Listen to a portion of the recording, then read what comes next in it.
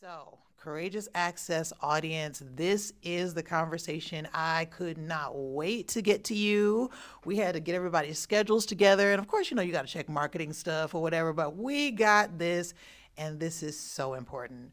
So, as Black women, there's a piece of this whole domestic violence puzzle that a lot of us probably are missing.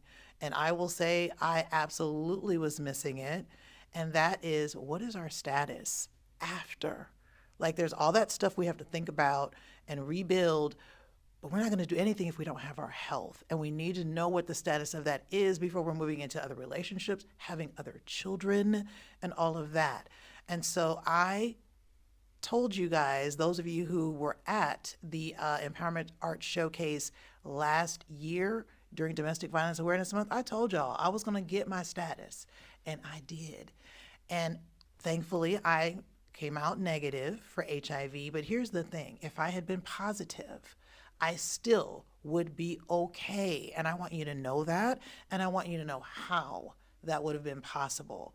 And so I am bringing primary health care to you today, and I'm going to have this amazing conversation with one of their nurse practitioners whose name is Becky Johnson, and we're going to find out what you can do to not contract HIV. We're going to find out how you can find out if you've contracted it, and then we're going to find out if you're positive what you can do. Wow.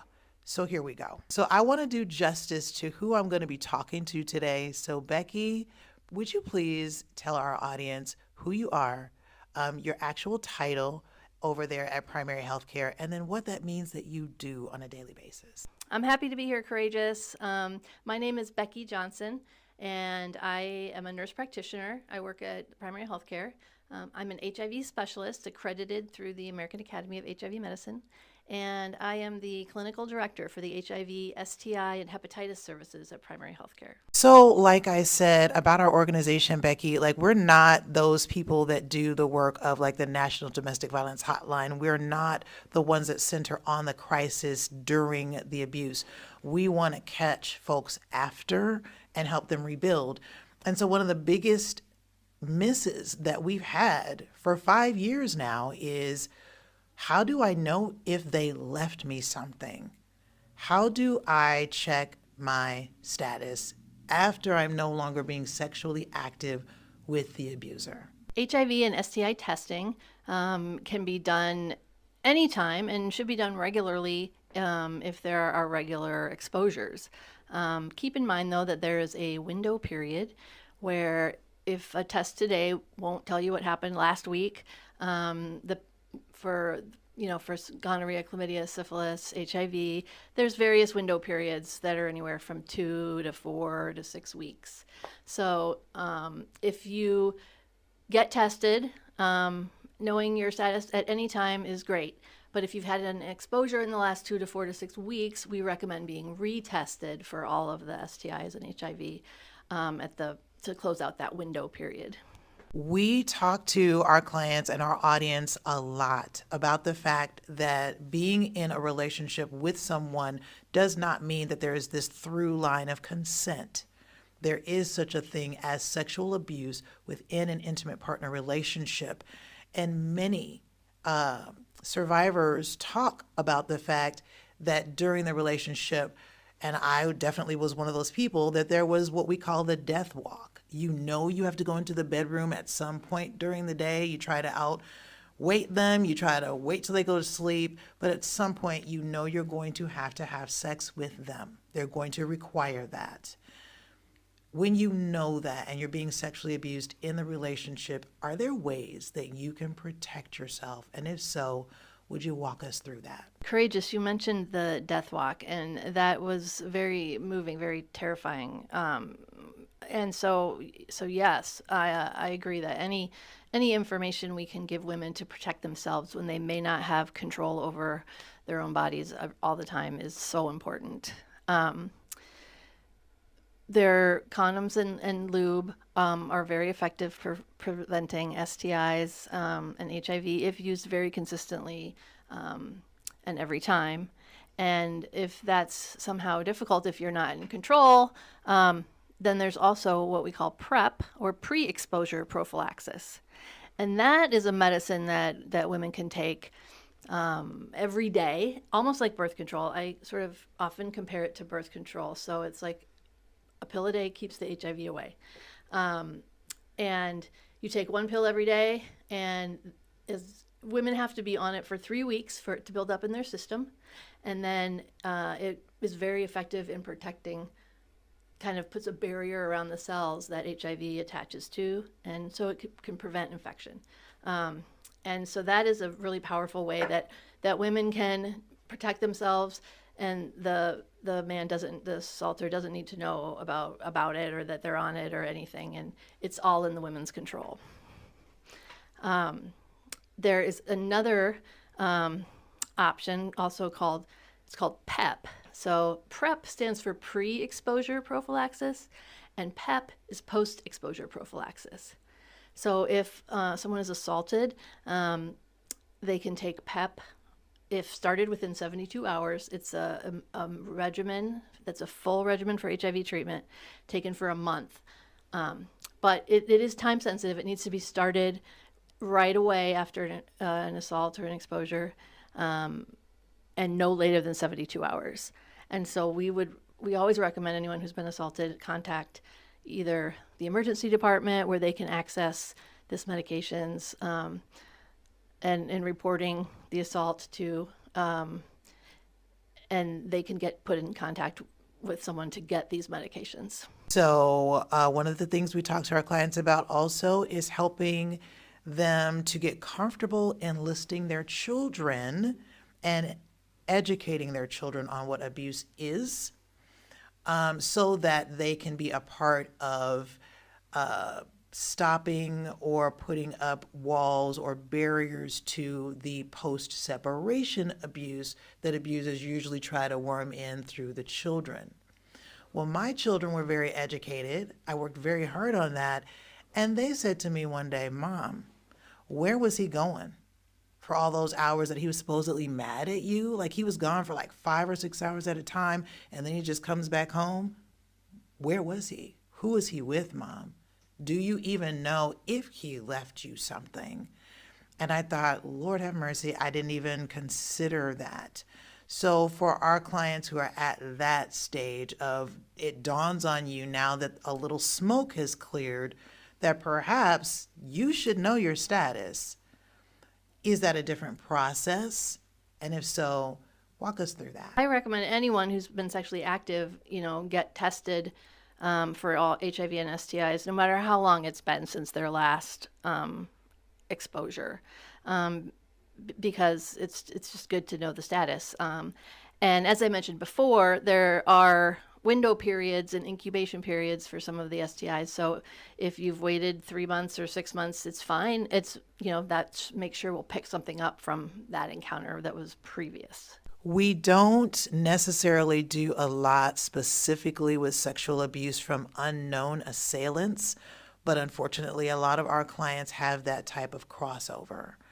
And so when it's someone that you did not expect, you don't know them, you don't know what their status is that a different process, especially when I'm talking about the whole forensic exam and all of that? Should that look different, or would they go through the exact same process simply because they want to know their status? Help us know the difference for those who know that they are sexual assault survivors and also want to know their status. No, it would be the same process. Whether you know your attacker or your assaulter or you don't, you often, you never know what they might have, and they might not know what they might have. So it's the same thing. You should just be tested for everything, and make sure you know your status. Okay, this is the big one. People always dread it. What if I'm positive? What if I follow all the steps and go through the testing and then I find out I have HIV? Is there a way to annihilate, bring that level down, and be able to go back to what feels like a normal sort of life? Talk to us about that. It's very important for people to know that The treatments for HIV have improved so much, and HIV is not a death sentence anymore. We have very good treatments. At primary healthcare, we offer same-day HIV testing and results, and we can connect people with medical care right on the spot if they test positive. And I tell all of my newly diagnosed patients that an HIV diagnosis does not have to change your hopes or your dreams or your goals for life. You can have a healthy sexual life when you're HIV positive. You can have children when you're HIV positive that will be HIV negative. You can do and be anything that you want to do and be. HIV does not have to limit you because it's controllable, it's manageable, and we have a big support team for you at primary health care to help you navigate all of that. One of the things that, of course, I was concerned about when I got my status in November of 2024 was, okay, but I don't know what else he could have dropped off besides HIV. Like, what else could he have done? And so when they want to not just know their HIV status, when they want to make sure that they don't have other STIs, where do they go? Is it all in that same space, in the same visit? Should they plan for additional visits? Kind of help us understand that part too. There's a lot of different ways to get tested for STIs. There is routine HIV and hepatitis C testing recommended for everyone, basically. And so if you just go to your doctor's office and ask for the test, it should, we try to take the stigma away from asking for a test and just saying everyone should be tested at least once in their lifetime. And if you've got reasons to be tested more often, then that's fine too. And you can get tested with your medical provider, or at primary health care.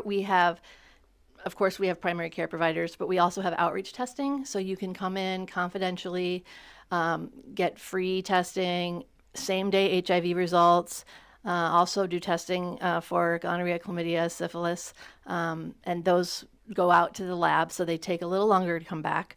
But it's available. All the testing is available here, and we try to make it really convenient and free and confidential. If the test is positive, it would have to be reported to the health department to make sure that you get connected with care and that other people that may need to be tested can also get tested.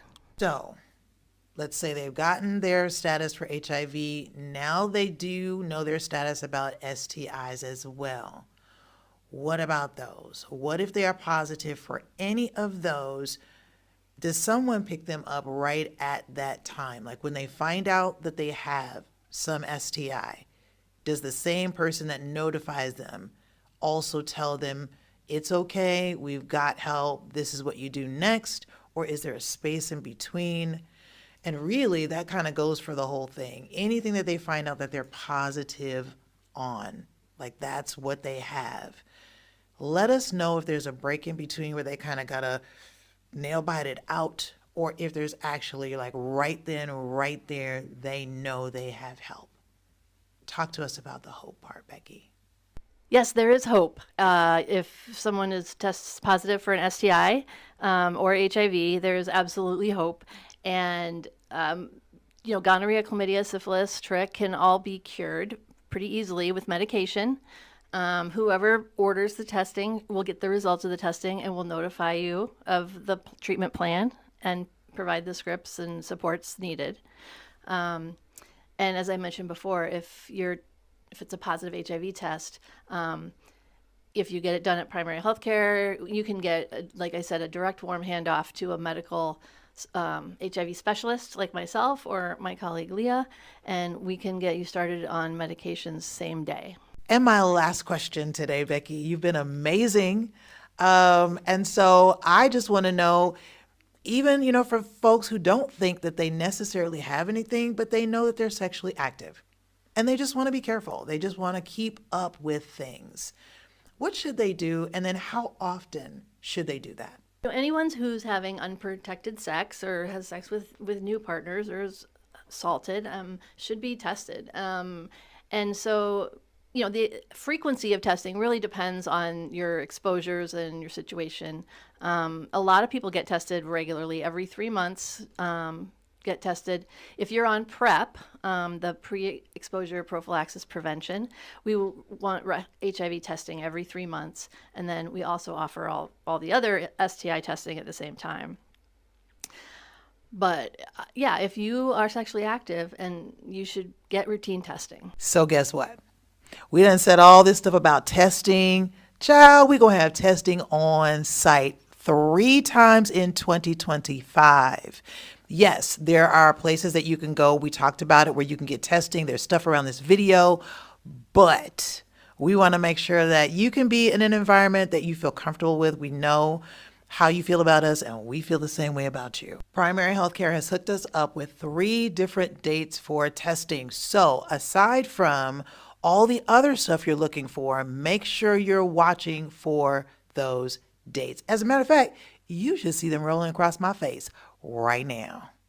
Look at those, save those on your calendar, and then you'll be able to come right here. Where are we? We are at 501 Southwest 7th Street, downtown. We're in Suite G like George. And if you're trying to Google map it, Des Moines, Iowa 50309. And by the way, that's where you can pick up other stuff right there in the lobby during business hours. You don't even, it's a secured building, but you don't need a key or to buzz in just to pick up stuff out there in the lobby. So anytime during business hours, Monday through Friday, that you want something from Courageous Access, just go and stop through there.